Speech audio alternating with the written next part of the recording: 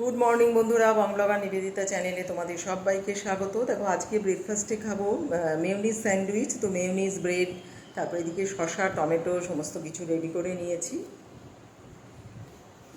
এই মেয়োনিজ স্যান্ডউইচটা খেতে কিন্তু দুর্দান্ত লাগে, খুব ভীষণই টেস্টি হয় এটা। আজকে আমাদের অ্যানিভার্সারি, তো মেয়ে ওখান থেকে পাঠিয়েছে দেখো কফি মাগ, সেন্ট, যে দুটো সেন্ট, কফি মাগ সব পাঠিয়েছে, আর সঙ্গে হচ্ছে ম্যাগনেট আর কুশান। কফি মাগটা সাদার মধ্যে কিন্তু বেশ ভালো দেখতে, সেন্টটা আর এই সেন্টের গন্ধটাও কিন্তু দুর্দান্ত। এই যে দুটো সেন্টই বেশ ভালো।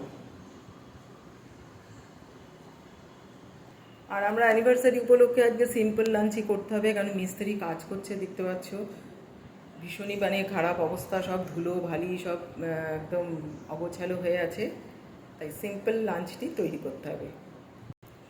তো লাঞ্চে দেখো আজকে খেলাম পুঁই শাক, কাতলা মাছের কালিয়া, আমের চাটনি, আর সঙ্গে গন্ধরাজ লেবু তো ছিলই। মানে একদম সিম্পলের মধ্যে লাঞ্চই আজকে খেতে হয়েছে।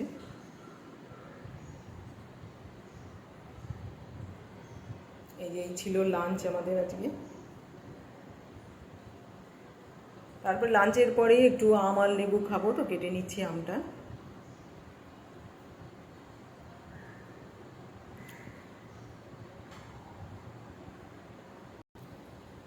তো হাতে একটু সময় ছিল, তো একটু নেল পলিশটা করে নিলাম।